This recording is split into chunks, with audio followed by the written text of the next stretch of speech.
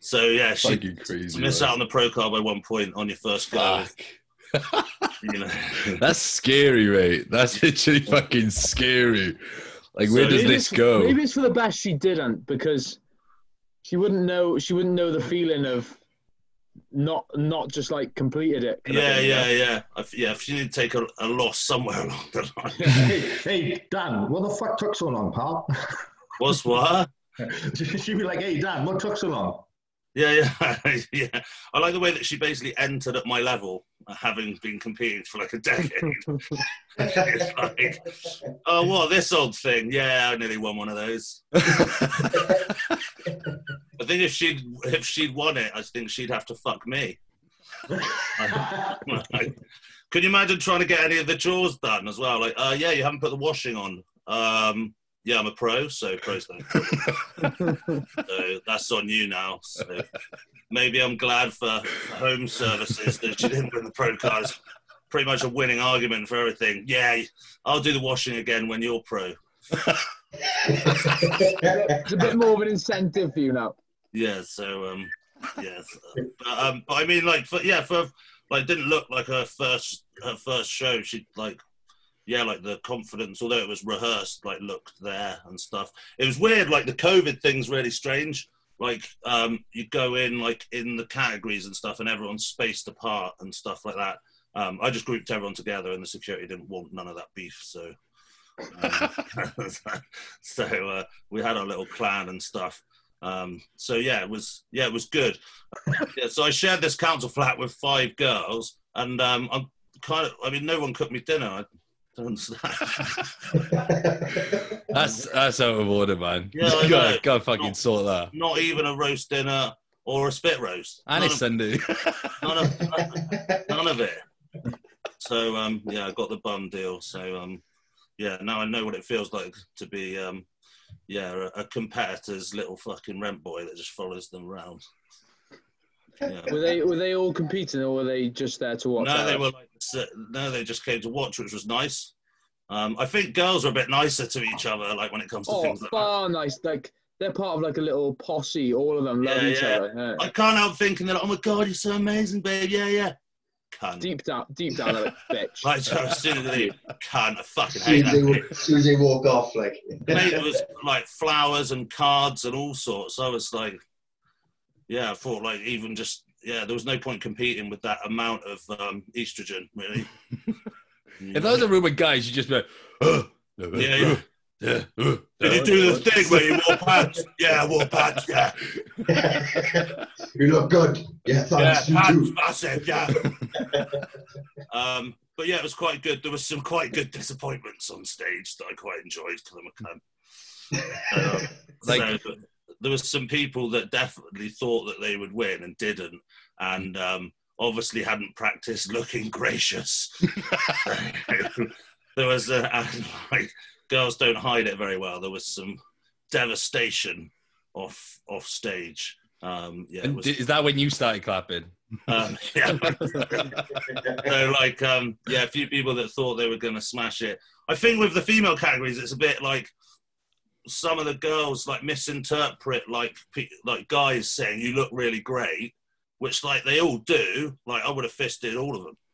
Yeah, like you know what I mean. Like so, like do you know what I mean? You do look great, but this is a fucking show.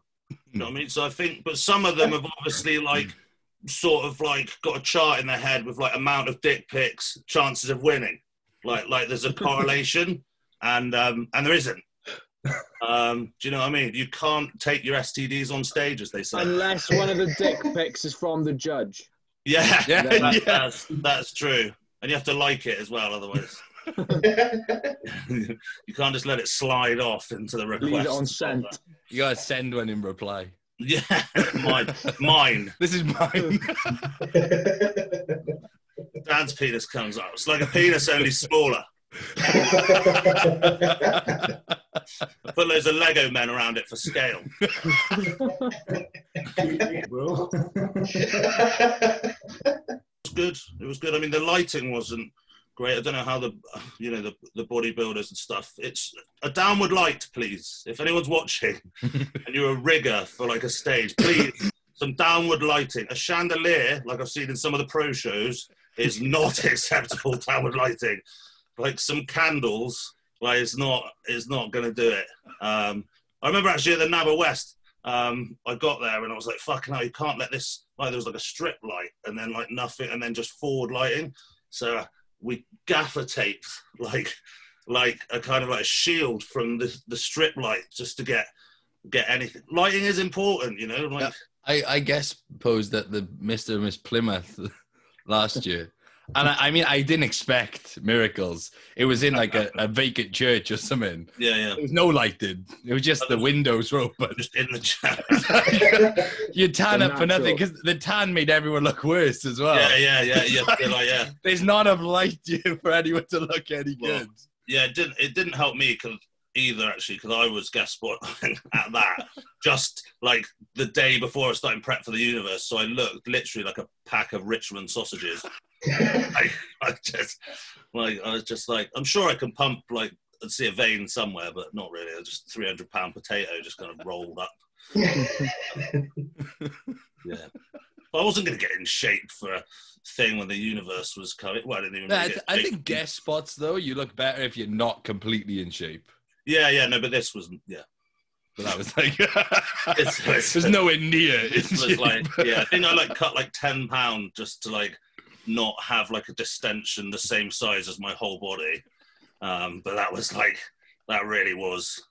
I wouldn't do it again, shall we say? I think like maybe if I was doing that, yeah, if I did a show and it was like a couple of weeks after, then yeah, but not just before, you know. But I was like, you know, I'd like. I was feeling what do they call yeah, I was sexy. No, I was feeling sexy because I'd like just won the British overall, so I was feeling like, fuck yeah. Yes, they want to see this. Like I just like I am God. After they behold, witness me. Behold my pointless tan and fat face. I should have just done it in a fucking t-shirt, really. In fact, actually, that's not true because I know, you know, women can wear a t-shirt and it looks like kind of cute and sexy. Like, if a man just wears a t-shirt, it's like someone needs to come and look at his computer like history. It's like, do you know what I mean?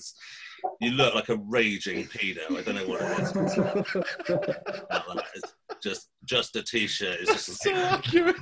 Yeah. It's bad, isn't it? And your glasses wouldn't help either. No. I can just imagine with this confused look on your face, like, yeah, like what? What's the problem? Yeah? Oh, you wanted me to wear the trunks. Yeah, all you got is a t-shirt. There's nothing else. You just get one item, and I chose t-shirt. It was trunks or one item, and I went for t-shirt. And now the police are just fucking ziplining through my windows, like taking away my computer. Dan, where's your fucking pancake press pizza thing? Well, I don't have one. So. It's your fucking In the oven. bro.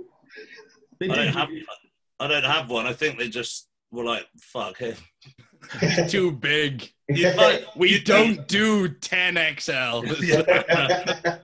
No, Dan wants them to just like fan him and send him stuff, but what they did was give him a free code. He had to actually go order it, but he didn't realize that. He thought they were just going to miraculously send him some free shit. I had to order it.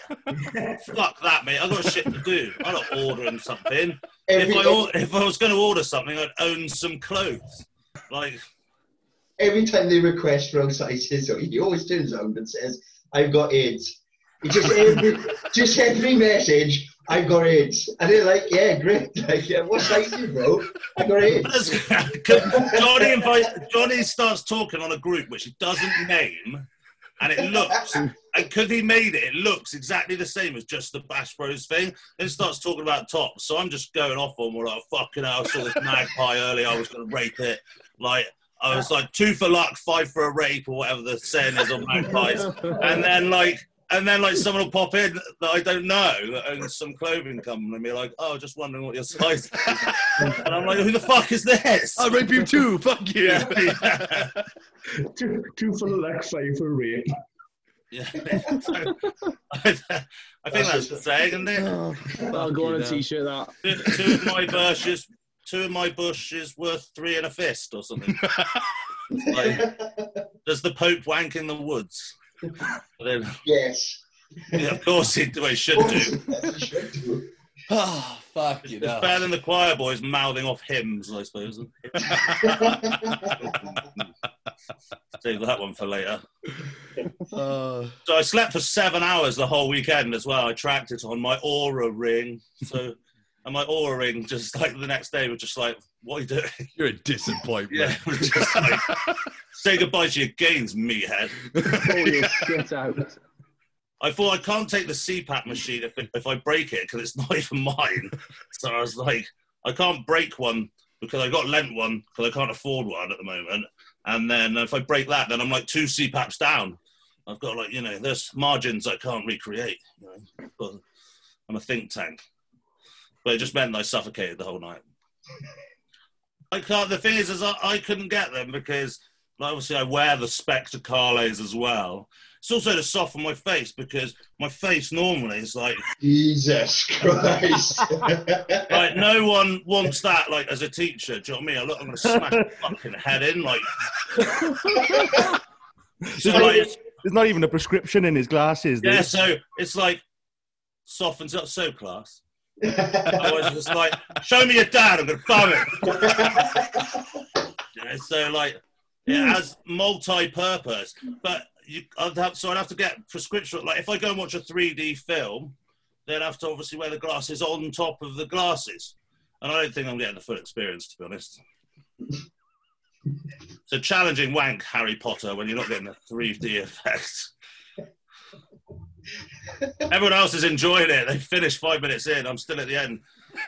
Little cocktail sausages. Oh, God, it's not working, man. Pouring candle wax on it, talking dirty to it and everything. Nothing's happening. Everyone's like, shh. Like, try to fucking... Oh, yeah, the introduction. So, Johnny, yeah. I don't know if I can do the introduction now. My jaw hurts. I think we're done. Welcome back to episode 20. That's fucking 20, 20. Bash Bros podcast. This happened. I know. Anyway. I'll never get that time back. So this week we have soon to be IFBB Pro, Joshua. Okay, don't put that pressure on me. God. Are you ready for the pressure on yourself, brother? But for those who don't know Josh, I'll do the usual routine. I'll share his page. Head over, give him a follow. He's known as the Majestic Cunt. It's true. Yeah, Josh, was that a nickname you gave yourself, or? Fuck yeah. Yeah, it was. Yeah. I suppose someone wouldn't just come up to you and go, "Oh, you're a majestic cunt, you are." No, I was like, I'm a majestic cunt, and yeah, that's me. Done. If anyone disagrees, fuck them. I feel like you wanted to just call yourself like like something good, like the majestic cowboy, and then you like basically pussied out and thought you better put a slant on it after. Yeah, I thought I gotta bash myself because no one else will. Before someone else does. I like it. Yeah, it's good. It's a good tactic. It's like if I call myself a cunt, if someone else does, I'm like, I know. Yeah, it's in the what name. What else are you gonna say? What you got to say, bro? Come at me, bro. So, that was quick on his page, but yeah. It wasn't actually that quick. I've been doing, but you were too busy talking. I see.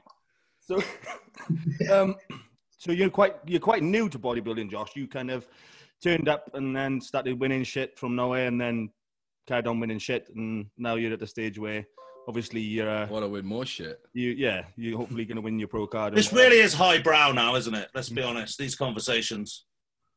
Yes. You got the shit. You came in, won some shit, and then you want some more shit early on in your shit, and then now you want to win more shit as you excel through the shit. Pretty much, yeah. That's so. Give us the cut of your jib. Give us a run through of your shit, then, please. Where should I start? Where do you want me to start? How much of me would you like to know? Well, after the womb would be good. Definitely. It was a bit sludgy. I turned a few times. So my dad did a thing in my mum.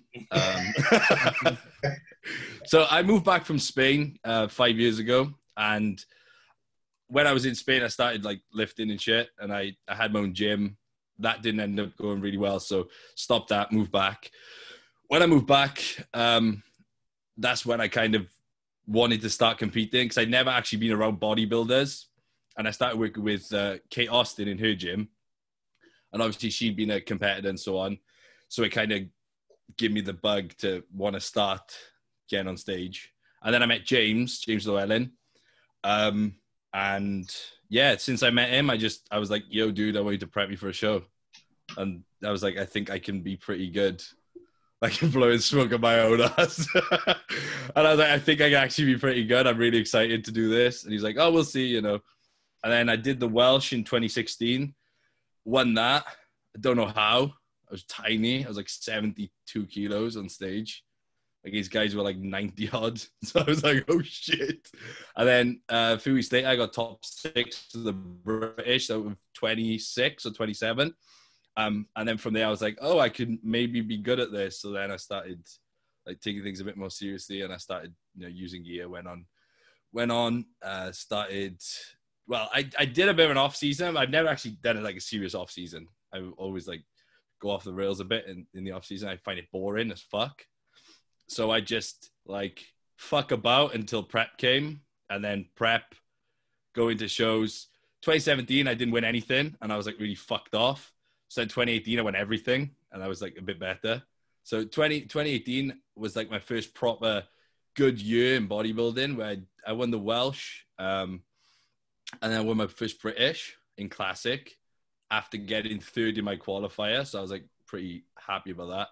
And then I got third in the Worlds, and I won my first Class 3 show as well at the back end of the year. And then last year, went into Class 3 out of Classic, and I won the Welsh and the overall. I won the NABBA England, and I won the overall there. Won the British again in Class 3, and then I got 5th at the Universe, where I looked like a bag of dicks. I looked really shit at the Universe. It's really bad. Not sure about that. I did, man. It was, I don't know. I think I was just over dieted and just really tired by the end of like the whole prep. And then after Universe, I was like, fuck, I really need to get some size on me, because I've been very small for a long time. And I realized that not trying in the off season is my reason for actually never really gaining any muscle. Well, that's not what happened, but the thing is, you can get away with it to a certain point where your body allows you to kind of, your off season is like off. Yeah. And then your body's like, well, it tells you that you're hungry, and you eat and you get bigger, and then that stops happening. Yeah, I feel like now I'm very much invested in this, and it's the first time I ever have been, to the extent I am. Like I know where I want to go, and I'm treating this off season like I would a prep. It's the first time I've ever done that. But prior to this, I don't know. I just lose my fire in the off season. I never felt the enjoyment I get when I'm doing a prep like that every week, seeing a bit of progress and, shooting to get peeled and the excitement of that, knowing that you got like 18 weeks to get where you want to go. And the off season is always like, it feels very far away in my head. And I'm like, oh, fuck this shit. I can't be asked. So I just want to do fun shit. Like I said on another podcast before, it's like my mentality was always, if someone said to me, take 5 years of your life to be super serious of this and you'll get where you want to go. Like, I'm like, well, what if I die in 3? Like, I've just wasted 3 years of my life being a bodybuilder, and that was like my mindset before now. And now I'm like, nah, fuck this. I just want to be a bodybuilder. So I'm taking it a lot more seriously. And I've actually started to see some real progress recently. Well, at least as a bodybuilder, you're much more likely to die in 2 years. Yes, definitely. It was very, very unlikely to make the 3. But no, I mean, as far as bodybuilding goes, I feel like I've done pretty well, but I don't actually feel like I've tried at all, like hard, if I'm honest. Well, I mean, to be fair, that's like where a lot of people drop off. So, like, to be honest, like a lot of people, you've obviously got the genetics to fuck around and get to your level. And actually, you see quite a lot of people get to that level. And then when their genetics kind of say, oh, no, actually, you've got to do some actual like work in the off-season stuff, then you see people just fall off. Yeah, definitely. So if you're not the guy who falls off now, then you can do whatever you need to do. It's like when like obviously this year's been a fucking weird year, isn't it? Like with Corona and all that bollocks. Like when that started, I was like, fuck. I was really happy at first. I was like, oh, it's a break. I can chill for a bit. And then I kind of realized that I need some sense of direction as to where I'm going with my life. Because, dipping in and out of bodybuilding, then fucking around in the meantime, it doesn't really get you anywhere. You're a part-time bodybuilder, but that's your career, but you're not making the most of it by any means. So it's a bit of a waste. And then I stopped working with James when Corona happened. And I was with no coach for like four months, I think. And then I got to a point where I just felt like I needed someone else to kind of give me that accountability I need to be one of the best, because I think that's where I kind of want to go. Is that because you became over familiar with James? Because like you've seen this with like coaches, like and stuff like that. You become familiar with them, and then it's like they become a human, and then that's boring.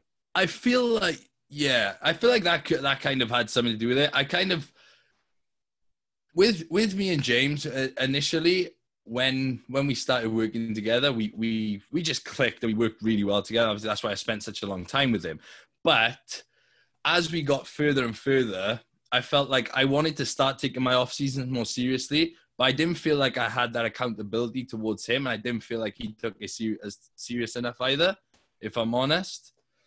I felt like come prep, we'd knuckle down, but then before that, it would be like I'd just be kind of on my own little way, and I just lost my accountability, and I check in, and sometimes I get like a response like, oh, you're getting a bit out of shape now, and I'd be like, I want to push my weight up, I want to get big, and I felt like he wouldn't allow me to do that, and it was kind of putting me off. I was like, oh well, if we haven't to, if I've been pushing for like 6 weeks and tell me I'm a fat cunt and I need to cut back when I don't think that's the case, like we're having contradicting opinions here, and it's not very good for my mental health for a start, because I was getting anxious checking in because I was just going to wait for a reply like, yeah, you're fat or whatever. And it just went from there, and I was like, yeah, I don't need any of this anymore. And then having someone like Patrick, the reason I went with Patrick is because I'm like the shittest person he's got, which makes me want to work like a motherfucker to be like the James Hollins head on his team. I need something to chase. What was the process in terms of like starting up with him? Did you just like send him an email, or? I sent him an email in April, and he messaged me back with his rates, and I was like, do I want to, like, I was like, bro, do you want to take bodybuilding serious enough to invest this money into this, you know, person? Like, I know that if I do, it's going to be very beneficial, but is that what you actually want to do? Because I got to a point where I was like, do I actually want to bodybuild anymore? Like, do I want to do something else? I just want to fuck this off and go traveling around the world. Like, you know, there was so many different things going through my head. And then eventually I got to a point where I was like, do you know what? Fuck this shit. If I stop now, all I would ever think for the rest of my life is, what if I'd carried on? And I was like, you know what? I'm just going to show everyone that I've actually never taken this seriously, and then blow people's dicks off next time I get on stage. And I feel like I need someone like Patrick to help me do that. But still, that is your weakness. Yes.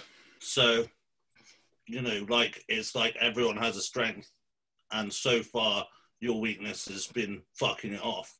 Yeah. And that's actually where a lot of people that have the potential that you do fuck it all up. I that's definitely, I said, I've got ADHD as well, and that doesn't help. Like, I'm always... I was medded for like my entire childhood, so I know about that shit. I've never had meds, and I've, like, the more I've looked into it, the more I realize why I do certain things as well. But that's why I need someone like Patrick, who makes me extremely accountable and makes me hungry, because Patrick makes me believe in myself as well. Not from like a blowing smoke up my ass standpoint, because he doesn't need to, because he doesn't need me to make him big. Yeah. You know, so when he's giving me compliment, like, not compliment, he's just saying to me like, yo, you got potential. I'm like, fuck.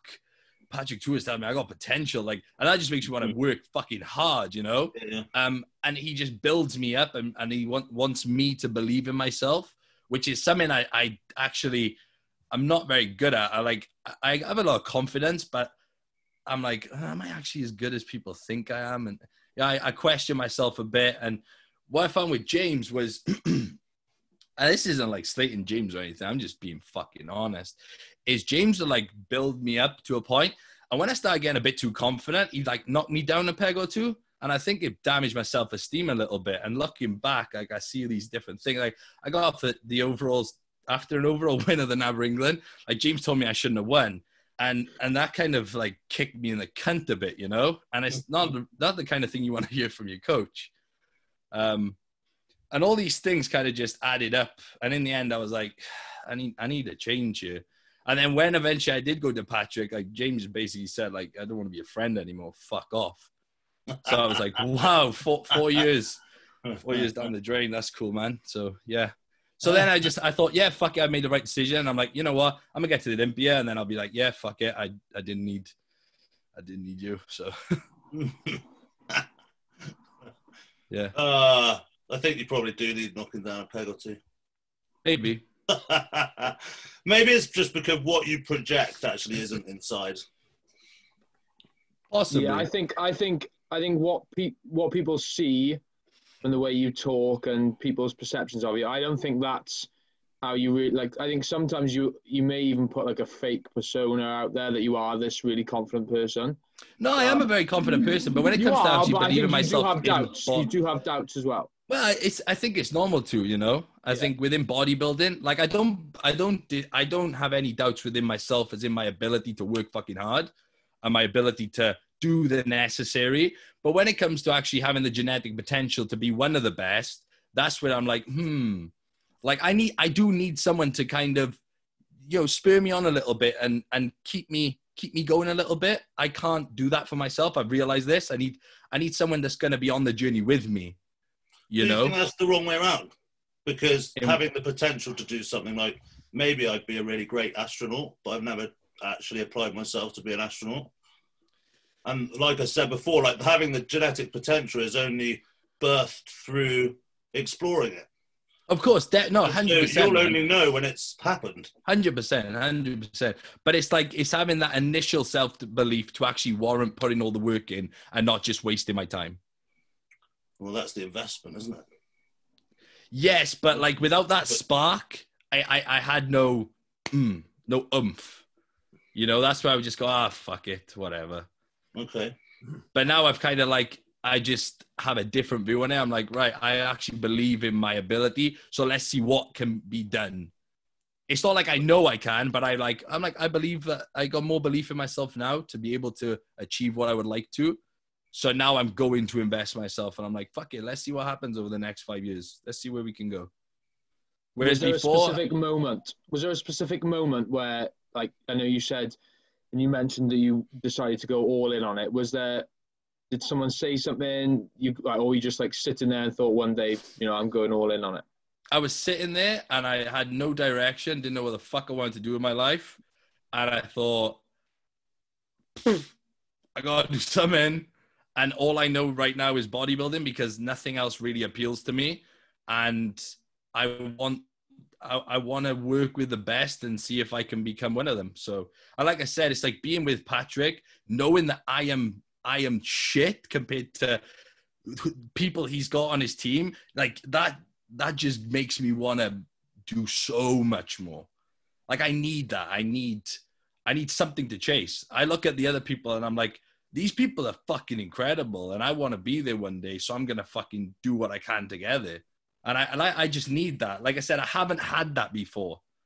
And without that, I've just realized that I just don't give enough fucks without something to really...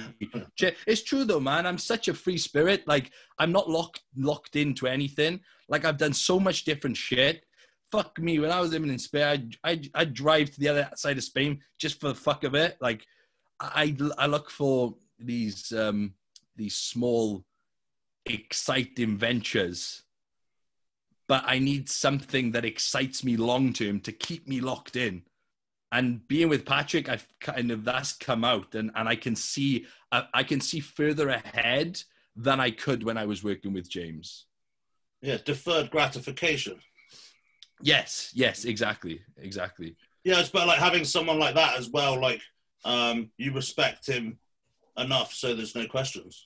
Exactly, that's exactly it. And you don't want to let him down. It's not like a conversation. Here's the thing, do the thing. Oh, okay. Yeah, no, that's exactly it. I need someone to tell me what to do. Like I tried doing my own thing. No, I can't because I overanalyze everything. So when it comes to doing my own fucking diet and shit, I'm like, well, I could do this, I could do that, I could do that, I could do that. And I was just like, no, I'm driving myself insane. I need someone to go do this. And I go, yes, sir, done. Yeah. I've seen what you've done with other athletes. I have no reason to question anything you do. And I agree with everything you do, which is another thing. There was a point with James where we had contradicting opinions, and out of the level of respect I had to him, me being a very loyal person as well, I would find it difficult to have that conflictive, argument of, I don't think this is what I want to do right now. So I would kind of keep my mouth shut because, like I said, out of respect to James being, who he is and how I see him. And, to me, he's been like a mentor and a father figure to an extent. No, I need one because I got my own man. He's fucking legend. But yeah, it did get to a point where I just thought that James wasn't the coach for me anymore. And I felt that was more like a conceptual, like long term rather than how he actually created the outcome. It was deeper. Yes, much deeper. Yeah, and I respect James massively, and whether he wants to be my friend or not, that's, to be honest, it's never going to change how much I respect him, because I wouldn't be what I am without him. We've had an exceptional journey together. I'm just very upset that he doesn't want to be a part of this moving on, because like James isn't the caliber of coach that Patrick is, in my opinion. I feel like this has been a very intelligent move for me, and I would have liked to thought that he would have wanted to be part of the journey. Also, horses for courses. Yeah, like, do you know what I mean? Like, he might match perfectly with someone else, and the methodologies align 100%, like perfectly. I don't 100%. know. My relationship with AMF is our methodology is basically we're cut from the same shit. Yeah. So like, whatever level you're on, I think that's probably the most important. If your like basic methodology and like mentality is aligned, like that's the winning combination. Yeah, I'd say that is definitely more. Yeah. I take back what I get it, and also like as a coach, you shouldn't like be sad about that. It's not a personal thing. Like if I'm going to work like as a teacher and someone thinks I'm, like we don't get on or whatever, we have a conflict. I don't take that conflict as Dan. I take that as teacher Dan. Yeah. And obviously deal with that completely like differently in a professional man. I know it's funny to think that I'm professional, but like, do you know what I mean? You can't take that stuff to heart. So it's a shame because you could have remained. It should have been separate. Should have been. Yeah, well, definitely. That's how I viewed it. I mean, I definitely would have liked to, regardless of where this career takes me, regardless of how far I go, I would have always liked to have James in my corner because he has been a very influential person in my life, and he's had a massive part to play in everything I've achieved up to this point. We've done it all together. And I would have still wanted to do it together, just listening to someone else. I would have still wanted to train with James, go for food with him, have him in my shows, you know? So it's a bit of it's one of those, man. But yeah. Well, you can only control yourself and your Of course. Exactly. And I felt like, you know, when it came to making the decision, I was just like looking out for myself. Whereas I always look out for everyone else, man. And I realized like I'm a people pleaser and I'll do shit to make other people happy over myself. Because I'm like, oh, well, I can deal with a shitty situation as long as everyone else is smiling. I'll feel better about it. I think with bodybuilding as well, like there's so little on offer in terms of return. Mm-hmm. Like, you do really need to like to do that. Do you know what I mean? Like even like Hollingshead left JP. Could, you know, they didn't fall out about it, like it, you know, and that was a huge part of the building of the website and everything, like that. But like Hollingshead got to look after his own. This is his life. Is his shit. He's got to just do his own shit. Yeah. Like, you know, so you've got to move up the chain of command, like, you know, because when, you know, you're one peck tear away from everyone dropping you like a sack of shit. Literally, man. No, literally. And that's exactly... Sorry, Johnny, that wasn't aimed at you. All right, pal, I was going to say something, but I thought, nah, sorry. But you know what I mean? Like, you're one serious injury away. Look at Daz Ball. He had the whole fucking world at his feet, like, bodybuilding-wise. Mm-hmm. You know, like, and then his, like, kidneys gave out, and literally everyone didn't just, like kind of, like, disintegrate their interest. They, like, actively, like, kind of... like he was poison, basically, because potentially he'd made himself ill. I don't know the ins and outs of it, but because he potentially had made himself ill, like the association was like poison, you know. So you've got to look after him and get it good whilst it's there, because the payouts not, you know, who's getting payouts now? They're doing pro shows with no money. Well, that's the thing, man. It's bodybuilding is not a sport to get into if you're looking to be a millionaire. Yeah, like, it's like I'm not a materialistic person. I don't really care for money as long as I've got enough to do what I need, do what I want to do. I'm fucking happy, you know. So I never plan on being a millionaire from being a bodybuilder. Yeah. But I've like got that fire back to like I fucking love this shit again. Like I remember feeling this way when I started training. Yeah. And now I'm like, where the fuck did it, when did it go? Where did it go before? I can't even remember the point where I stopped actually caring about it the way I do. Yeah. And now that I do, I'm like, oh, this is exciting again. Yeah, wicked. So yeah, so we'll see. Lock it in, man. So, gents, questions. I had one. I was away all weekend, so I literally didn't post anything because I was in a whirlwind of you never do anyway. Well, no one wants to get a message from me in case they get a dick pic. When it's actually just his face. That was not related. So there was one from Brad Thorne.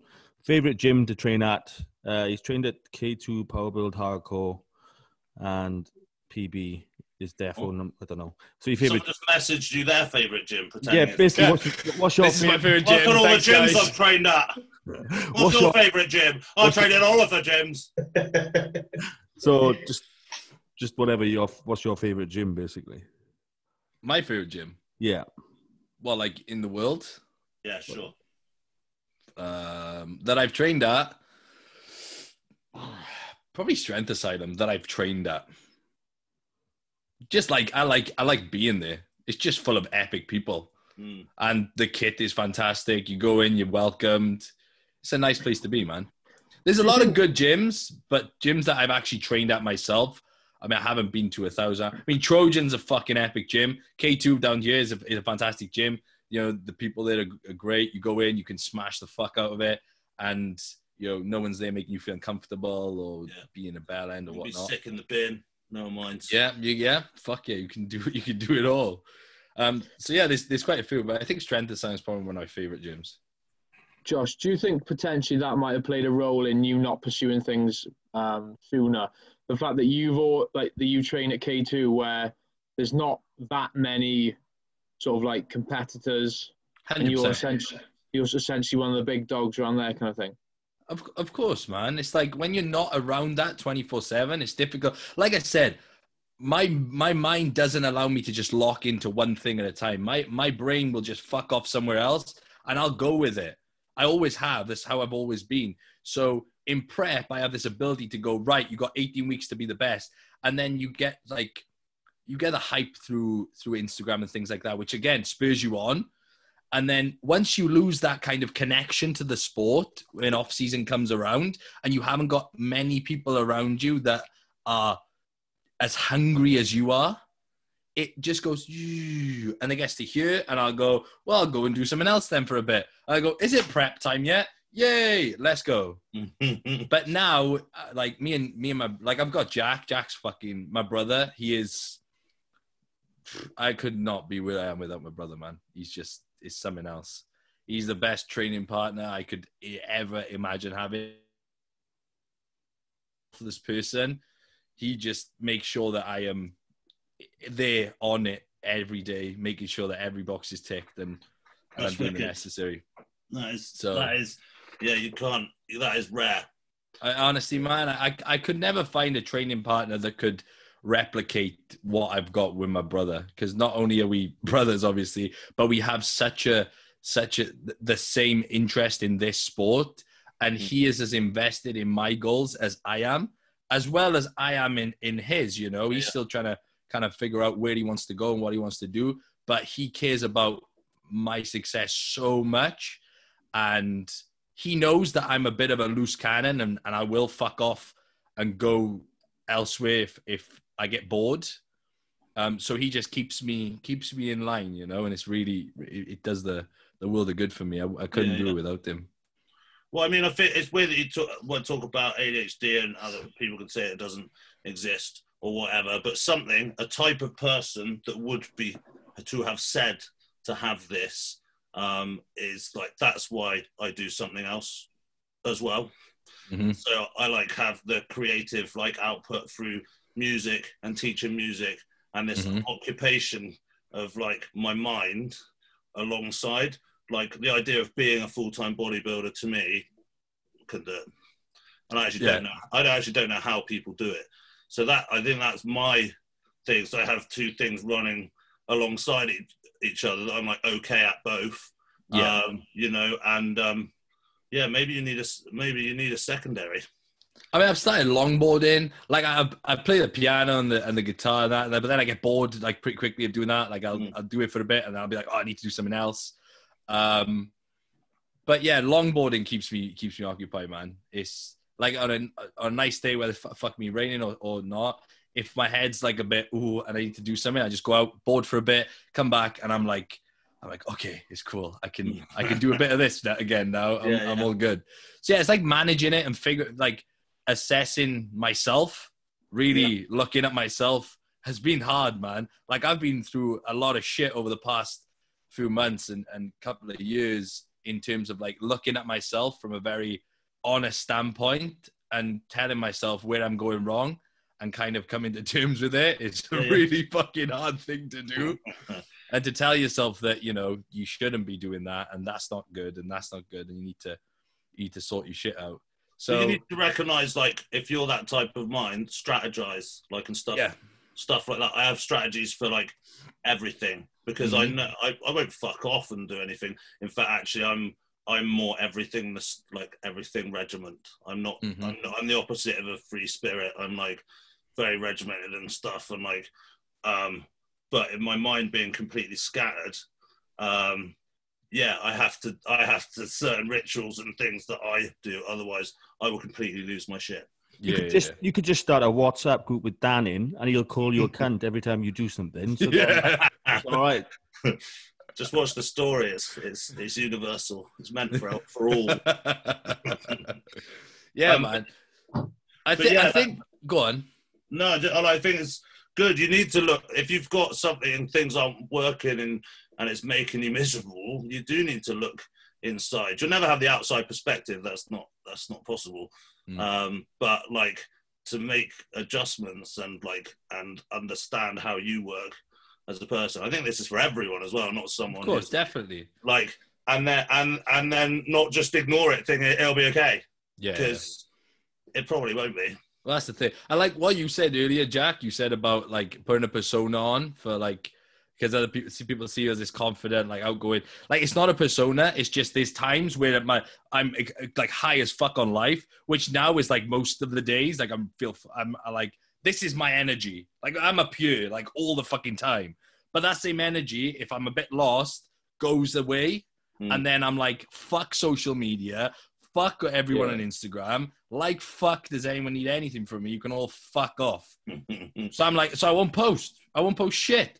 And then when I do... That's how I feel about Instagram anyway. I couldn't agree more. I think Instagram's fucking shit. It's great for some things, but it's full of fucking wankers and bollocks. Like, fuck me. Well, it's lots of people, like, even if this is, that's a good insight into you, is that you're posting, like, the bit when you're up and stuff like that, but people also like pretending, it's all the best bits. And we talked about this before. Instagram, it's a highlight reel. Of course it is, but the thing is, young people don't have the perception like techniques to realize that they can't interpret the information correctly. And through my work, in my opinion, that's the reason that we have young people with ridiculous expectations for minimal output. Definitely. Started by the Kardashian cunts. I couldn't agree more, man. But that's the thing. It's like if I'm feeling shit, like I've got my family, I've got my missus, I've got my friends who deal with my shit. But I won't put that out there because no one else needs to see that shit. I've got my personal life that no one fucking sees because it's mine. Yeah. It's personal. There's a reason it's called the fucking personal life. Yeah. Like I put snippets of my life. Most of it is just bodybuilding. Like I share my bodybuilding life with Instagram because I think people like to see that. But there's a massive portion of my life that I don't put on Instagram because no cunt needs to see it. Yeah. It's like it's no one's business. Yeah, I try and just keep bodybuilding stuff. And obviously, like some people come into that and stuff. My missus into bodybuilding and stuff. But yeah, your own shit's your own shit. Yeah, I think you need to separate the two as well because it's a dangerous place to have everything. Like you put everything out there on social media and shit. I like it when you see that there's loads of posts and you usually know when people are not like when it's loads of posts about like, oh, but one time the rider dies, fucking #blessed, and then fuck me, they've got to go through the whole thing to delete the bitch. You look the next day and you think, my God, they've literally gone back and just like erased their memory. They are gone. Like, fucking hell, that's the time to do that. I think I've got a picture of all of my exes in the whole world, like on Facebook at some point. Go back and delete. I never understood that. Like, I think I got pictures of I mean, they probably blocked me anyway, so it gives a fuck. Your favourite bodybuilder from Swansea's just done that, Dan. So. Which? Oh, really? Yeah. I don't know what's more concerning in the fact that you're actually following him, or I realised that I still follow him. Maybe it's just for the Versace belts because I'm really into all that sort of stuff. Fuck's sake. You know me, ever the fashion trend. I just think if you're able to be into fashion, you're not big enough. That's actually really fucking true. Like what size do you just look fucking stupid in everything you wear? After 15. I look like someone dressed me like as a joke, like whatever I wear. Like someone went, yeah, let's put this on him. Ha! What a moron. Here's a nice suit. Put it on, Dan. Yeah. It was a nice suit. Yeah. I guess you don't own any skinny jeans then, Dan. Mate, all jeans are skinny jeans. I can't wear jeans. Can't wear jeans. And obviously, like we all mock me for having like shit legs. But there aren't jeans. They don't exist. Dan, do you find that the waist is like loose, but the quads are fucking tight? Well, probably not at the moment. But I did find Brachial, my sponsor, got it in there. Sorry, pizza guys, or whatever you are. Sorry, pizza guys. But they made like a cargo like trouser like that was just ridiculously massive. And also, I don't know. I like baggy stuff. I don't want to wear a V-neck like in a nightclub and get rimmed by a doorman. Like, I don't want to I just want to wear my shit. I don't want people to talk to me. What do you wear to work? What do you wear when you're teaching? Just as big t-shirts and joggers. I actually did have a conversation with my boss. I was like, I'm going to have to start wearing I can't remember how many years ago, 8 years ago. I was like, I can't wear jeans or trousers ever again. And then they were like, I don't give a shit. Just teach them the music thing. Yeah, I go through a lot of fucking trousers. And I was like, okay, good. Yeah. I'm sure like they are out there, but like if they are, then they are like the skinny or they're stretchy. Like, if they need to stretch, they're already too small. As far as I'm concerned, I'm getting on a bit. I'm going for comfort. Do you know what I mean? I can't be wearing lycra jeans.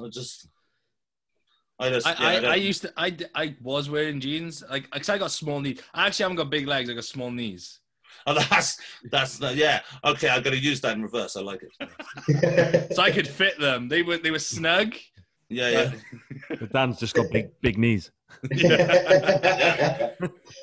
Johnny, you do wear shirt and tie and all that shit, no? Yeah, I go for trousers like no tomorrow. They fucking break on the seams all the time. Do you actually buy them in a real shop?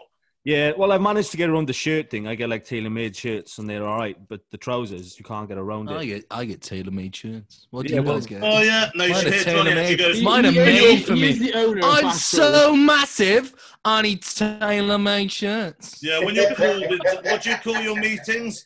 You'll call your important meetings something really fucking stupid. What do you call them? I have a conference in my tailor-made shirt today. I'm not gonna assist you, man. Come on, what are they? Come on, guys, help me out. What does he call the meeting? Fuck you, Dan. That's all right.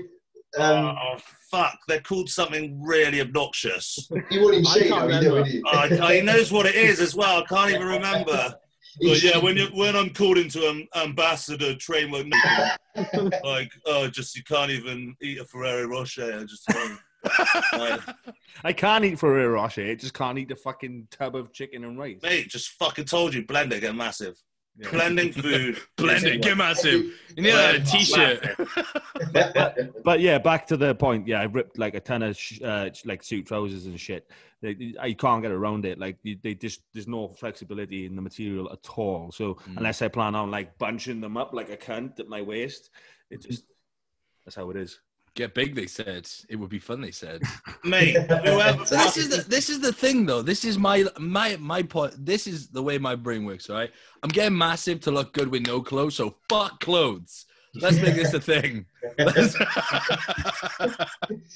who the fuck needs clothes if I'm massive? Like, seriously. Yeah. I got muscle, for fuck's sake. I've got muscle clothes. The last place I want to go is Asda's and seeing you walking around. Let's walk in with a sock on. Hey, guys. And your mask. Yeah, I'll turn up to my meetings. What Josh said. I'll put a mask over my cock. I'll just be like, hey guys, this is my new suit. No, just a really small one over the Jap side. It's like hooked around the bell end. Okay, he's got a sock. Is this that you get the mask and you're like, is this a ball hammock? Okay, it'll just you'd be like, there's a sign about the mask. No one said anything about clothes. No, there's no signs. The sign said, please wear a mask. It didn't say on your face. Yeah. Yeah, I don't think for my job that would go down that well. No, I think you. Yeah. Hi, kids. Yeah. You'd end up on the fucking register. Yeah. Maybe taking the computer again. Yeah, my computer's already gone, isn't it? Oh, fucking hell. Right, questions? Josh, with obviously the cherry on the top, where does because everyone knows you for your posing and stuff. Mm-hmm. Where does your inspiration come from, bro? Honestly, man, it's like in me. Yeah. It just comes naturally to me, honestly. I don't Like, I don't watch anyone for inspiration or anything. I just listen to a song and I just start to pose. Like every single posing routine I've done, I've kind of had an idea of in my head, but I haven't actually had a routine for. And I've just gone, I like this song. Let's see what happens. Like the one you uploaded today, the Nabber England one, that I actually bought my CD 10 minutes before I registered because I forgot my music at home. So I went to Adhd and I was like, loads of music. I was like, oh, I know that song. It's really nice. So can you put that one on, please? So honestly, the posing just comes really natural to me. And just go on.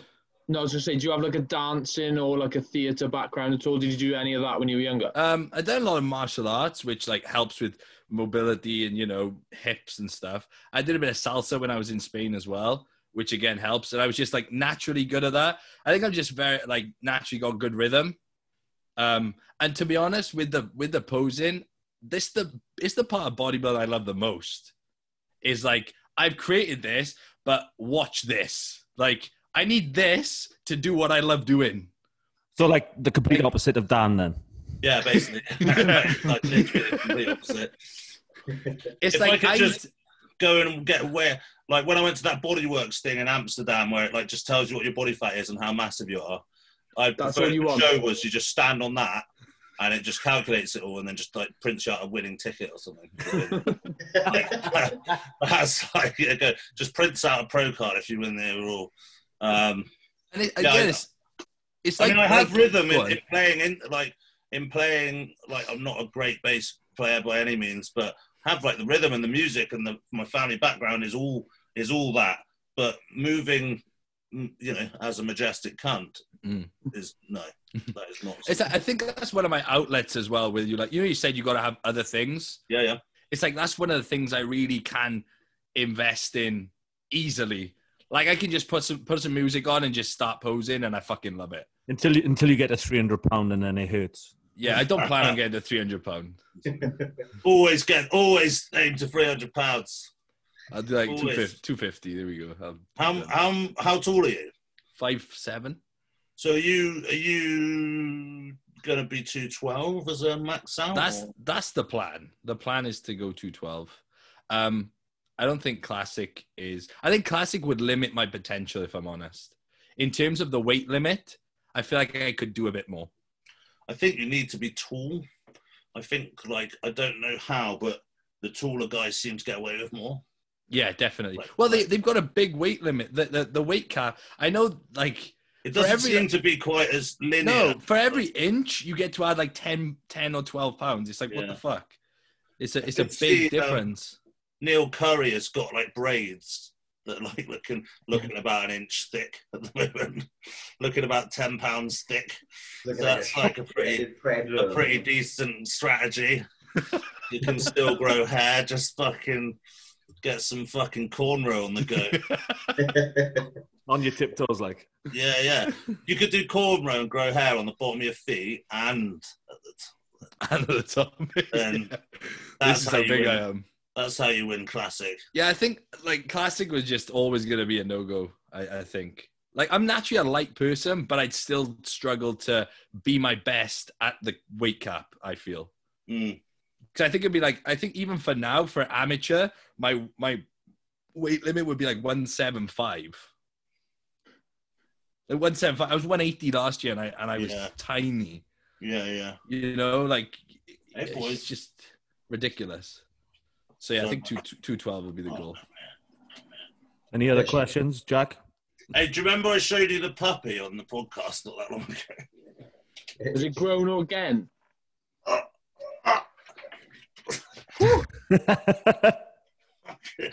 God. There you go. He hated that. You jabbing on his nipples. I don't need to. He's literally half his like adult weight at 30 kilos. I just want to say before anyone takes this podcast and then sends it to James and starts causing beef or anything, that I respect James massively, and everything I've said is just my honest opinion. And I think I think you came across well with that. I don't think anyone's. I just want to say because I know what people are like, and someone's going.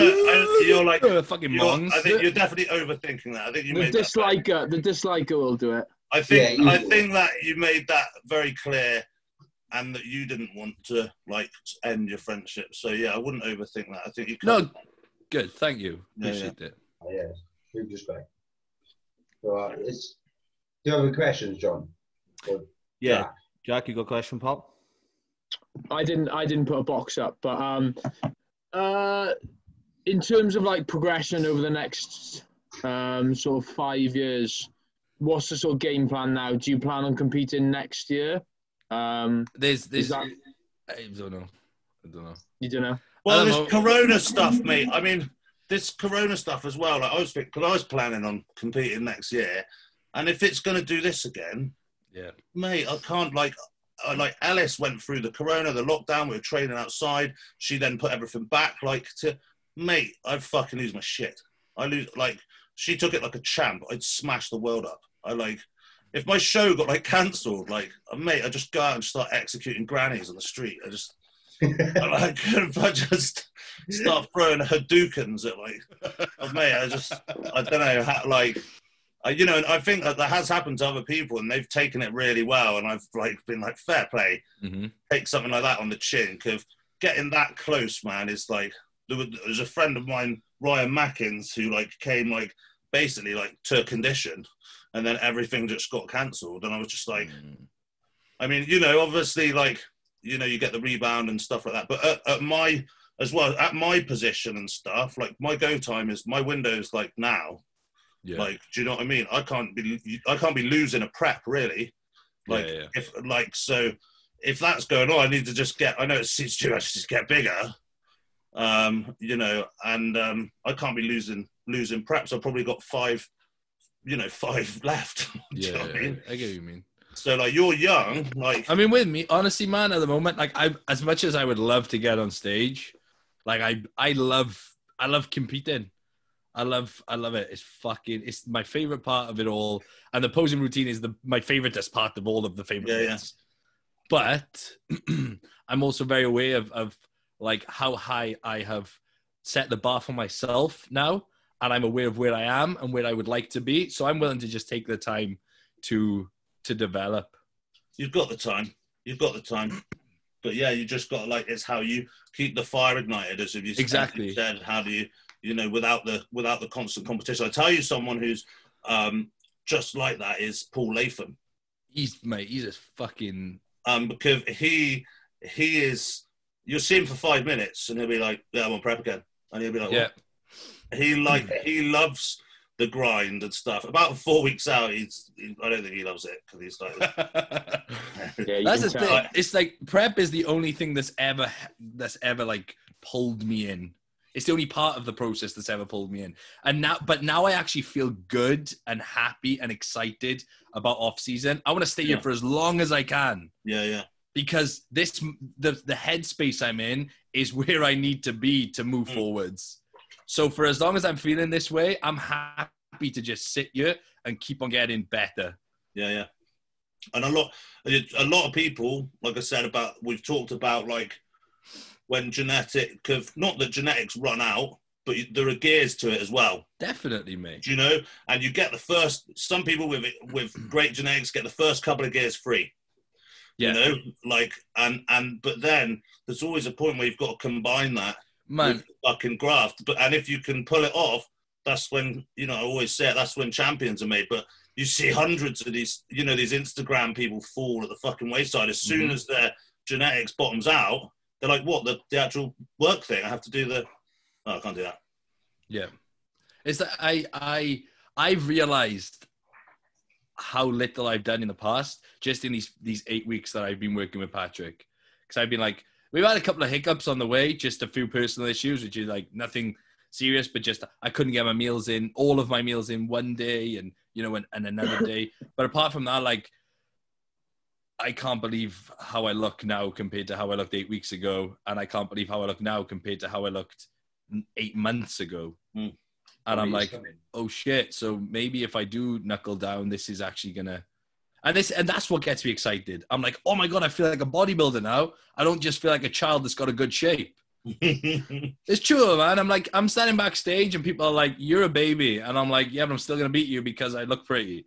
But I don't want to be like, I want muscle, man. Yeah, like, yeah. I want fucking muscle. And now I see the muscle coming. I'm like, oh, yeah, I'm excited now. I'm ready to be ugly. Yeah, I'm ready to be ugly. Fuck yeah. I'm going to get a t-shirt with that, ready to be ugly. Pizza guys. Get it going. Pizza guys. Get it printed. I might order one. Probably There you won't. go. No, you won't. You definitely won't. I didn't realize. I can't do the thing. So I got another question, which is from your big little brother. Biggest fear, Josh? My biggest fear. Yes, Jack has asked you what your biggest fear is. Whoa. That's fucking. I'm like on. It's an hard one. Wait, I actually thought about it, Sean. I was like, what is my biggest fear? And I was like, I don't even fucking know. clowns. No, I love clowns. But those are like basic. Those are like surface levels. My biggest fear is basically moths. I suppose my biggest fear would be Dan raping me. That's the only thing. Yeah, that's got to be up there. Even I'm scared of that. I give myself a dodgy look sometimes, and I'm like, oh fuck, sod. Fucking on. That's such a big question. Yeah. Honestly, man, fuck me. I not doing everything I want to do in life. Like, and you don't even know what it is. Like, no, but like it's just settling for a shitty basic life. Like, that's like my fear. Like, I just that scares me genuinely. Mm-hmm. Like, I'll settle with stability to try and achieve something epic. But if I'm settling, I have to have something that I'm pursuing that's gonna be awesome, you know? Because otherwise, I'll just dart around the place doing epic shit. Seriously, I can't just like that basic 9-to-5 lifestyle, for example. That's a scary thing for me to think about. Which may sound stupid to some people, but it genuinely is like. No, yeah, but like I just don't want it. That's I think that's completely like reasonable. Like some people working the 9-to-5 and stuff and doing the thing and having the kids and getting married, like that's enough. And if they're truly happy, mate, fucking I wish them all the 100%, man. best. I envy people like that sometimes. Yeah, it sounds easier, right? Honestly, man, it's like, fuck me. Being ambitious sucks. Being ambitious is you make your own life difficult by being ambitious. Yeah. But you just got to accept that. It has levels, right? Definitely, 100%. Even as a teacher and doing what I do, I consider myself a great success based on my past anyway. I think people just have varying degrees of. But I think ambition is like it is a very broad word. It's like everyone's ambitions and everyone's idea of success is their own, is whatever their own idea of success or ambition may be. Like success for one person could be having a child. That's it. Well, that's like I've got 3 kids who are. Oh, we didn't know. You don't mention that. Who are my world, and I am ambitious as fuck in my job. I'm in a position where not many very well educated people are in, and I didn't go to university. It's all through ambition and graft. And bodybuilding for me is a hobby on the side.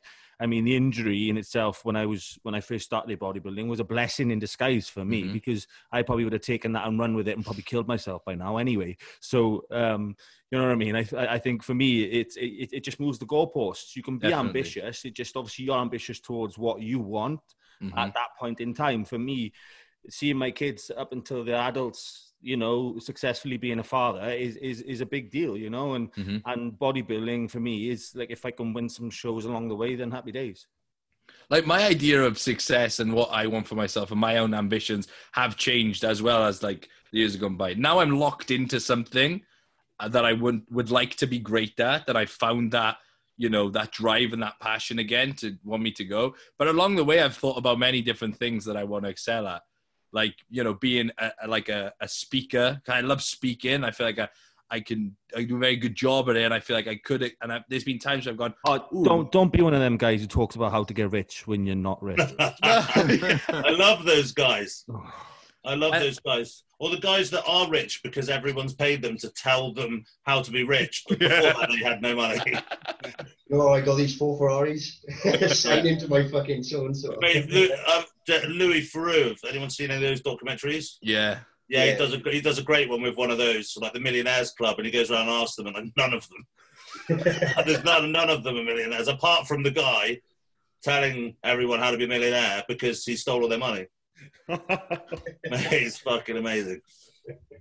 And then watch the Louis Theroux one with bodybuilding and women, because that's amazing. Back in like the 90s, where the bodybuilding women just look like men with like pigtails just stuck on this.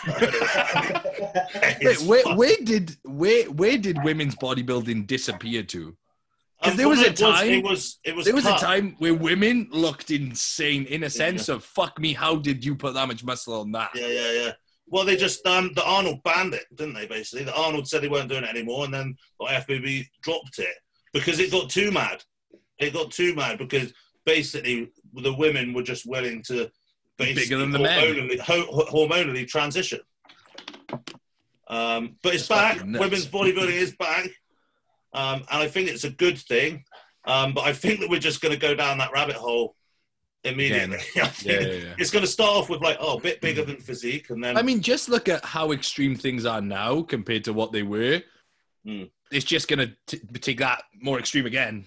Yeah, I mean, Iris Kyle as well was like, she was the greatest bodybuilder of all time. Once she won more Sandows than Coleman, and she just looks fucking nuts. But like, I remember the documentary. There's just like some dude with a beard with just blonde pigtails just stuck on. And as well, the people that it attracted were amazing. They were like literally a typical like 4 foot like guy like wearing a waistcoat with a camera being like, I think they're really nice to have them. And they were just like following. They were like, these massive geezer birds were like, oh, here's my boyfriend. It was some tiny like little man wearing a tuxedo, just being like, he's got a fake arm out so that his real arm can just beat off at his shows all the time. Wasn't there like a man competing in the women's category in the UK? Like, well, that's what Wendy was talking about that when we got her on. That like all the women were getting sprayed down, and it was just like just a penis. Or something. Wasn't she telling a story about that? And they were like, I mean, I've said this before. The thing, I'm cool with being transgender, whatever the fuck you want. I'll call you a swimming pool. Like, I'm totally down with it. I don't want to offend anyone. Like, I'm gay. You've got to say that for the job. No, I am literally gay. I don't give a shit. I don't care about, like, you do whatever makes you happy. As long as it doesn't hurt anyone, I'm completely game.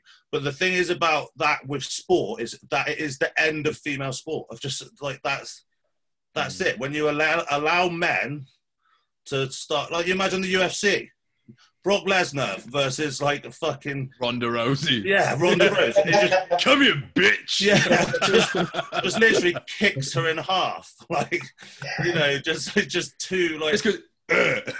Yes, like that bit in Game of Thrones. In Game of Thrones when he like stuffs his hands like and then just crushes his skull. When it's like people just be like, oh right, okay, cool. That's I mean actually now I thought about it, it's a wicked idea. I'll be there clapping. Yes. Yeah. Like, yeah. That's why you do the washing up, Ellis. Otherwise, we'll step in the octagon. You'd almost definitely kick my ass. I was going to say, you're all fucking talk. All talk. Don't hit a man with glasses. The next bit was somebody wanted us to talk about the Europa show next weekend and people's predictions. So should we talk a little bit about the show that happening today? Yeah, there's actually a show on as we speak. The Italian dude won the overall of bodybuilding, who I think deserved to win, by the way, who I think should have won last time, but not sure why he didn't. I don't know. Like, he should have won his classes at least. Well, I think that this was the one thing that we talked about this after that show. Obviously, Paul won. He's a friend of mine. Like, not taking it away from him, but I think it would have been very interesting if the Italian guy that I think probably should have won the supers, if they'd have been stood next to each other, would the outcome have been the same? because they're a similar height. I think more weaknesses may have been exposed. It might have changed the whole thing. I think the guy absolutely deserved it. I think Aaron Hudson sprained his toe or something, so he couldn't do it. Slipped over a banana and he didn't compete because he sprained his toenail, and so he couldn't compete. But he was 800 pounds heavier than last time, and would have made him look like a child. That's what his Instagram said. He would have made him look like a child. The shoulda, woulda, coulda. And I didn't I'm behind it, but I don't. Yeah. Oh, Ryan won. Oh yes. Oh, see, sweet. that is someone who deserves a pro card. Nice. That's card right, is it? Yeah. Brian Blessed. Oh, mate. Fucking well deserved. It's well deserved. Well deserved for him. That's someone who deserves a pro card, in my opinion. I actually didn't hear who you're talking about. Ryan Cartwright. All right. Ryan We're talking about Celine Dion. We're talking about Brian Blessed. Moved over. Jimmy Tonk won his class as well. And then Ryan won the overall at the Classic. The standard's pretty shit, mind. No, mate, I'm not taking anything away. Like, I think Ryan will do well in a lineup of good athletes, you know. Yeah. But what I'm saying is, like, the standard's shit. Yeah, agreed. There was a lot of depth, was there? In Classic? Across the board. Or we just going for the whole show? I mean, across the board, really. Like, it's not an amazing standard across the board. I mean, I thought the winner deserved a pro card. I thought I couldn't argue with that. I thought he was good. Yeah, I thought he was good. I didn't really see what else was going on. It was interesting how pretty much the same people turned up. Well, that's the thing. This is and what then I mean. The placings were like completely different. It was actually the placings that I thought were going to happen at the previous show. Those were my. That's what So you feel like the judging was better this time round? Well, they could have looked different. I haven't really, but also I was watching through a screen, and I just don't think it counts. I think I agree with that. Unless you're there in person, it's very difficult to actually say. I think that the thing is with Connor is his torso is very, very, very long, and even a little bit of distension looks enormous. Yeah, and he needs his only pose in his mind needs to be to hold that in, and I think that he got away with it last time. But I think he's not quite big enough to have that distension. I think he's really good. His condition is dry, his nails. He's obviously got great shoulders. There's some imbalances, but I just think he's not big enough. If you're going to have a distension, you better be fucking massive, massive. And Aaron, before he twisted his toenail, at the last show, he turned up and just sweated his whole town off, and no one knew what was happening. Well, Josh got second, which I think was a nice turnaround. Yeah, I actually thought that was going to be the case last time. I think Josh looks fucking class, to be honest. Yeah, I think he's got a great physique. I thought that was what was going to happen last time, if I'm completely honest. Again, but then maybe I thought I was biased because I know Josh. He came and trained a little bit before the show and stuff, and I had a look, and I was like, I don't think that's biased. I think he's just got a great physique. Like, I try not to be biased. Yeah, like the Ryan thing as well. I think Ryan Cartwright now. I think he's pretty much ready to go straight into a pro show. Yeah. He'll probably do the one in a few weeks now, won't he? I don't know. Rigo. I think so, but it's like it's the Rigo. I thought the Rigo Raw was just 212s. No, that's Classic as well. Does everyone that win these shows, not the pros now, I'm talking about going back to the amateurs, they all get a 10X Athletic sponsorship? Or do you have to be a 10X Athletics athlete to win a show? No, you can do it. I don't know which way it goes. Yeah. You have to do it. You have to do it before or after. They sponsor. So you get a sponsorship to get a first place. It's preferred that way round. Okay. Yeah. But I think whoever wins, then they just offer. I think 10X is trying to be like the brand with the most IFBB pros that they made themselves. Well, it's a good business model. It's exceptional. I mean, mate, it's flawless. It's incredible. I mean, there's no leaks. I better not say much more because Alice is sponsored by 10X. Yeah, you better keep up. So the Europa show, my prediction: Rami, James, Regan. Yeah, Rami just put a picture up. He looks pretty shit, to be honest. I'm not gonna. First, James looks fucking awesome, man. He does. James looks incredible James. from all angles. Thing is though, Rami came second at the Olympia year before last, didn't he? And I don't think. I mean, from a politics standpoint, it makes sense that Rami wins if he's on, regardless. When's Rami Rami been on?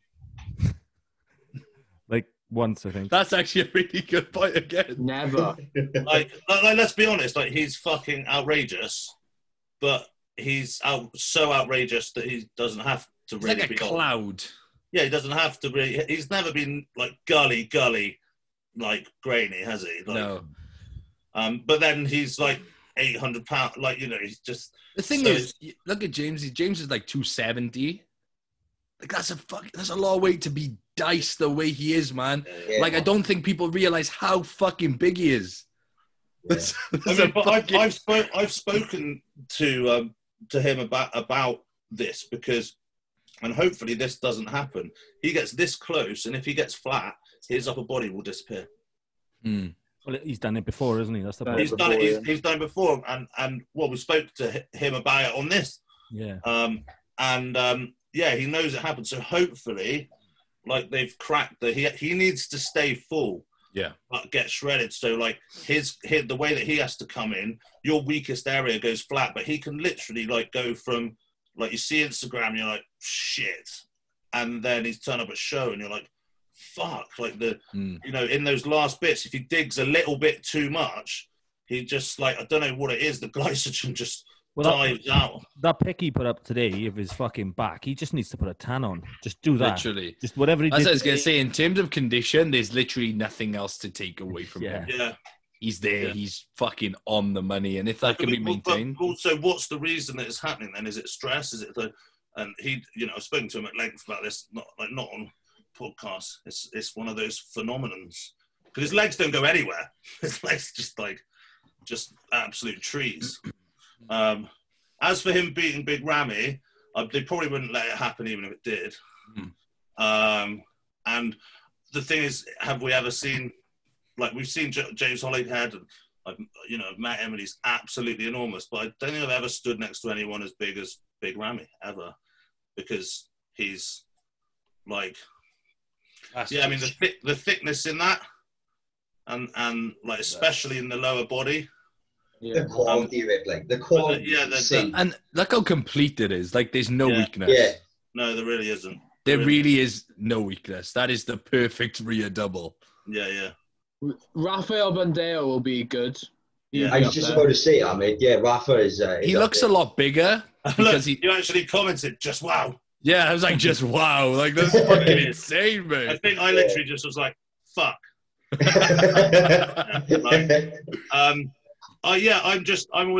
I love James. Like he's a friend of mine. Like I hope he does it. I just always keep quiet about James until the lights are on the day, because sometimes it can just switch. I think, to be honest, with the lineup, it all comes down to who's on, and well, that's pretty much it, because it's a fucking incredible lineup. The standard is going to be insane. Yeah. You got Samson. Obviously, people are not talking about him either. You got Mark Hector's making his debut. Mark Hector's a fantastic bodybuilder. How he'll fare on a pro stage, I don't know, because I've never seen him. But he's just a freak. He's just a big bubble of awesomeness. Yeah, Mark Hector is a genetic wizard. I mean, but so Samson. Samson is as well. Yeah. I mean, I think if you put them together, Samson's got him all day. I think Samson's got more flow to his physique. Mm. I think Samson's physique is more streamlined, whereas Mark Hector's more like bop. Yeah. Like that tiny waist with the lats that just sit there, whereas Samson like comes together nicer. Samson is bigger though. He is bigger. Samson is fucking monster. A lot, like bigger. Regan is again an incredible athlete. Always, until he's on there. And you got This Jamie. fucking Insta. We're going off Insta. I know, yeah, exactly. Jamie making his debut as well. I don't know Jamie has too many weaknesses, in my opinion, to like be up there like top 3. Yeah, no, I don't think top 3. But I think he's gonna be in a but- splash, like, you know. Yeah, he's gonna look fucking incredible. Jamie looks. The thing is about Jamie is that you don't realize how big he is. Like, he's just so much human. Like, and you're right, he has got some weaknesses in the hamstrings and stuff like that. Hamstrings, back, and but the chest thing, a little but bit. he's got some great, like his most muscular, like without the thing where he puts his leg in front of the other, which I don't really like, is a disgrace. Mate, like, his front lat spread makes me want to come. Yeah. So like he's got the thing, and then as well, he's going to be the tallest. Like that. It's really hard to gauge like how fucking massive he is. Even before he won his pro card, I competed against him in like fuck knows, must have been like 2016 or whatever. Like, and he's just a lot of human. What's happened to his arms? His arms seem to have tripled in size. They are thick. What in the fuck? He does this, and like you can't see his chest. His bicep takes over. But it's the overall fitness, being that tall and actually having that muscularity that he's managed to obtain for this one is like, I've had a few sneaky peaks. And he's going to be in. Like, he'll be in. Yeah. Oh yeah. I think if he brings his hamstrings, his back up, he will be probably one of the best tall bodybuilders that has stepped on a pro stage. Yeah. Cuba's making his debut. I don't think he's expecting much. But like, you know, he put it in the diary and stuff like that. Maybe he wasn't expecting like Big Ramy to fly in. It'd be exciting to stand on stage with fucking Big Ramy and Regan and all these people, though, you know, as an experience. What a dream. Yeah, absolutely. Stuff like, and Cuba has what he's said as well to me is that all he needs is time. Yeah. And he's got time on his side. The changes that he made, everyone's like, you've got to shit back. And then he made it like it's not a strength, but the amount that he managed to go, okay, I'll make my back better. And he fucking did. Mm-hmm. The rest is just time. So, you know, and you have to remember, this is a guy who won his pro card in admittedly a position that he kind of regrets because it just took competing away from him for that long, because he needed to take that long to put that mass on to become. So it was like a blessing, but not. I think financially and with like career and stuff, it did him really well. But actually, like, he did a show like 5 years ago. Well, that's the thing. No one wants to win a pro card and then not do a show until, you know, 5 years later you're actually good enough. It's that. But at the same time, like I said, he has made crazy progress, and I think to be able to go on stage and just be up there with those people, I'd be fun. I would do it. I would. Oh, mate. If I was Cuba, I would. 100 times. You know? 100 times. These are the guys you've been looking up to, you know. Imagine standing backstage with Big Ramy knowing you're about to step on stage with a cunt. Like, I'd be like, I'd just laugh. I'd just be like, what am I doing? Like, he's walking out on stage like that. Yeah.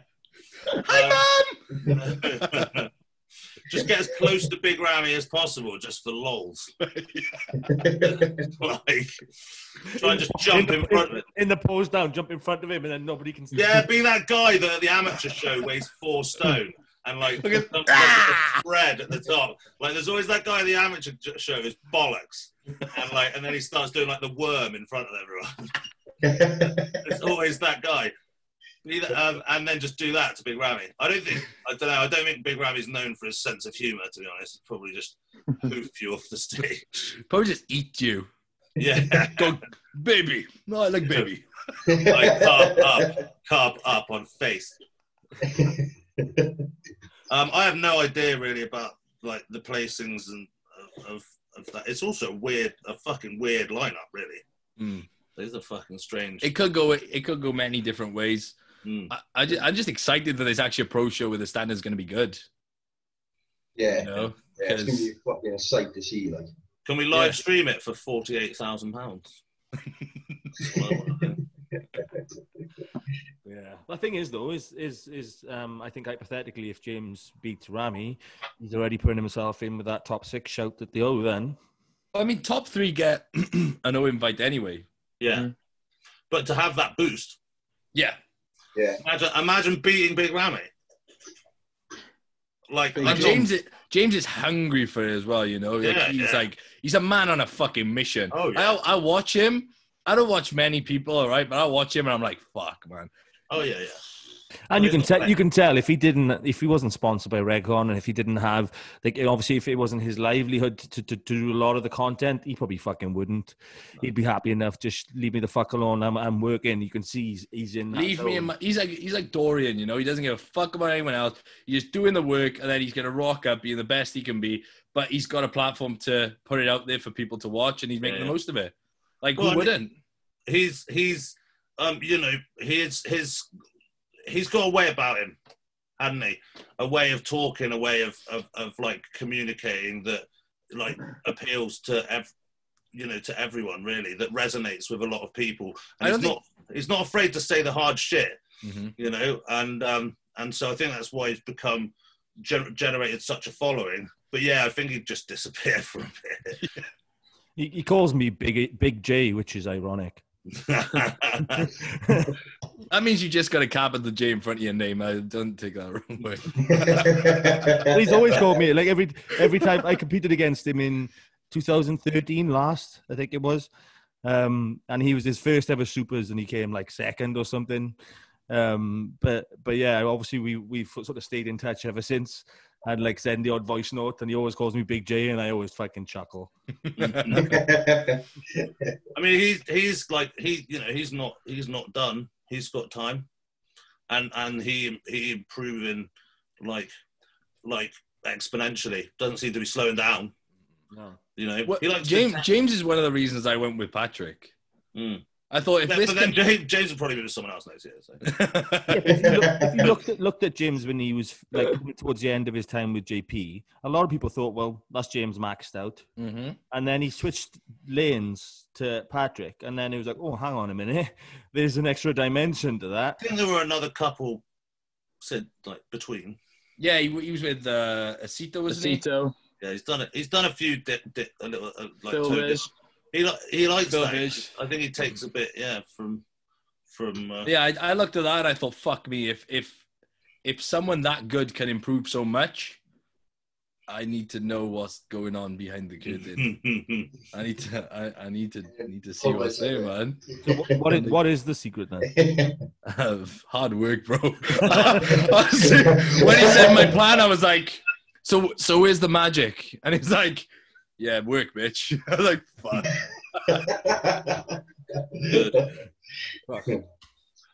It's probably, we should probably do the 5 things. Oh, yeah, 5 tips. So every week we ask our guests to come up with 5 top tips. They don't have to be bodybuilding related. They can be anything related. Double wrap it. But yeah. Okay, number 1 is bubble wrap it. Yeah. Double wrap it. Oh, okay. Yeah. Always got to protect yourself. Crisp packets are okay. Crisp packets are perfect, actually. Yeah. Bit of sellotape. Yeah. Crisp packets, sellotape. Yeah, don't turn them inside out, though. You want the spiky bits in her. Yeah, she needs that extra pleasure. Yeah. And the saltiness as well adds a vibe, you know? Oh, that's for you. When you go later, it's like, oh, my God. What? Yeah. Ready salted, bro. It just comes out and then just sucks all back in with the salt. It's amazing. Yeah, honestly, I've never experienced anything like it before. Put the balls in as well. That's the top tip. Well, when you're on gear, like, they fit anywhere, really, don't they? Like, let's be honest. They're not really in the game. It's like, they live in my groin. What balls? Top 5 tips for. I still quite like bubble wrap it. Bubble wrap. I mean, mate, you got the ribbon on the outside. I mean, and as it's going in, you and then you can assess how fast you need to go, and you can make music. You go.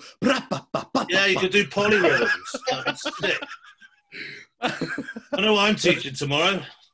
So, guys, your homework is bubble wrap polyrhythms. Let's go.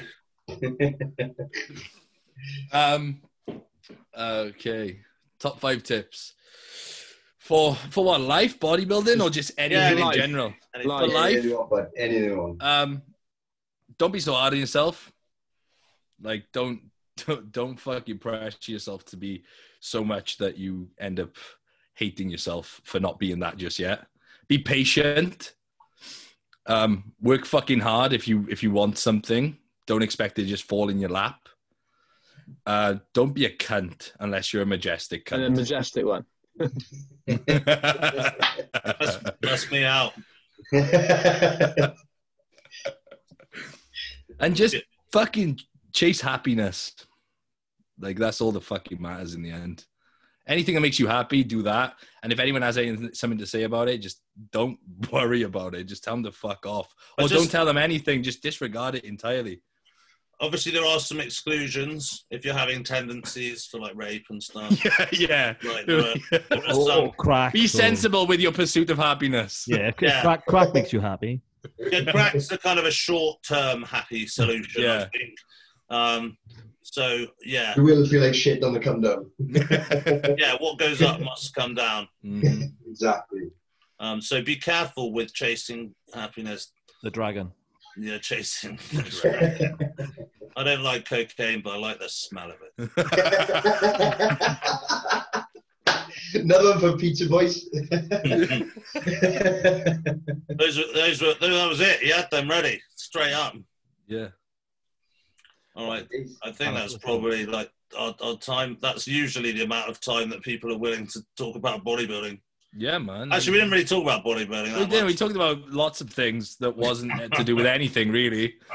like crisp packets and music. Well, that's good because Normally where it goes. The bodybuilding, like you pick it up, you put it down, you do some roids.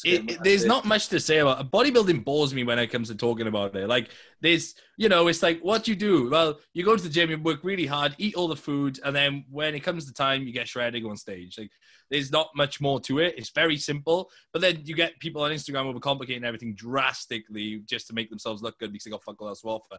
But listen to who. Well, also they think that they can outthink and out-analyze the fact that they're a pussy. Yeah, pretty much. Yeah, I agree. So, like, and, so they're going, oh, like, the thing is, they've got Johnny's glasses on and they're sat at home with, like compression. And also, people find shit to make content about that really, like, fuck me. Like, just to put something out there, they overcomplicate the fuck out of everything. Yeah. Like, what the fucking fuck, guys? Seriously. I really struggle to like. I don't really post on my story anymore because I use up all my bullshit. AJ Morris put a video up about going into a set too amped up, and I'm like, it's just creating for the sake of it, in my opinion. Yeah, there's certain things you just don't need to make content about. You don't have to overanalyze everything. People that like taper their caffeine up with their training blocks from 200 milligrams to 350 by week 8. Fuck off. Just drink your fucking coffee, have your pre-workout, and train your fucking ass off, and you wouldn't be so skinny.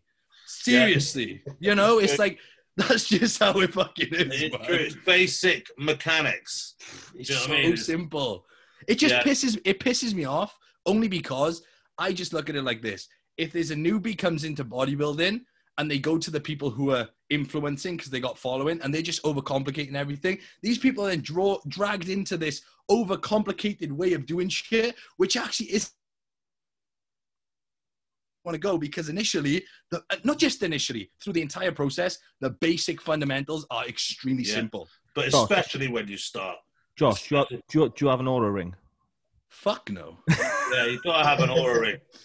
I have a butt ring. My missus loves it. Starter pack. Aura ring.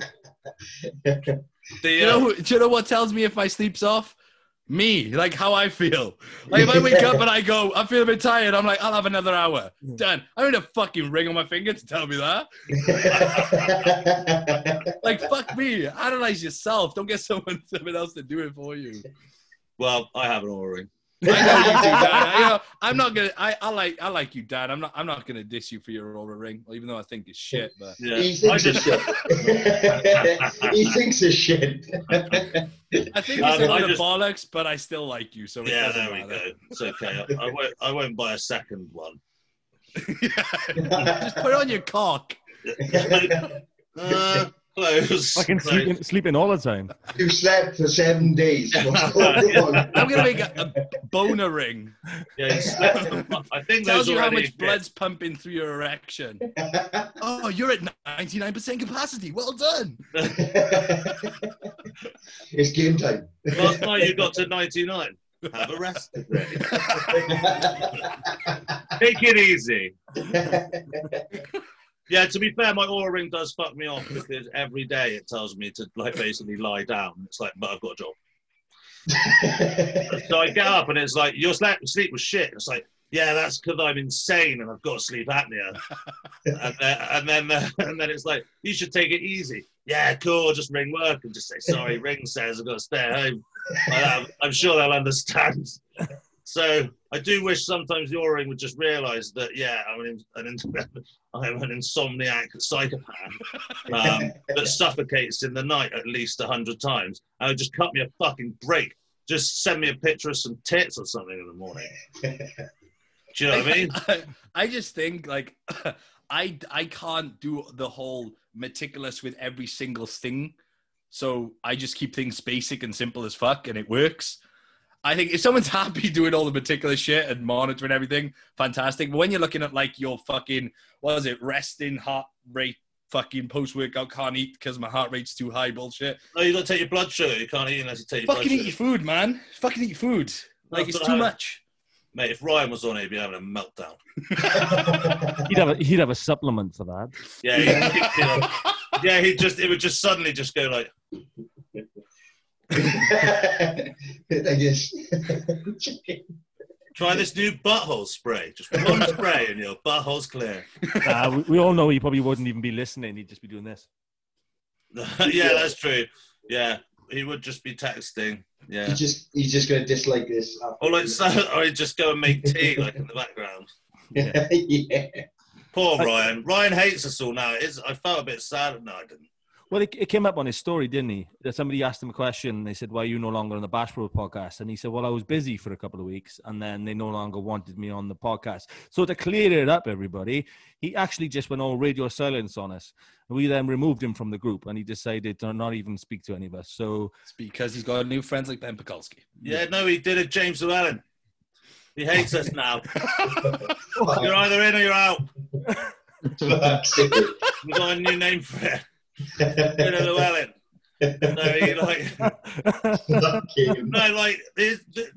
didn't like. He wasn't busy or whatever. He literally mugged us off for 3 weeks. Right, without we even chasing him, bro. without even like saying like, I'm not making it or anything. Oh. And then in the end, we thought 3 weeks was probably enough. Three strikes and you're out. Exactly. 3 strikes. Thought, like, do you know what I mean? There's times where like you're doing other shit, but if you said you're going to do something, I'm a great believer in doing shit you say you're going to do. Well, yeah, man, it's called fucking. It's called real life. Exactly. I've heard. I will go and do the thing. Yeah. On that bombshell, let's go do some other things. All right.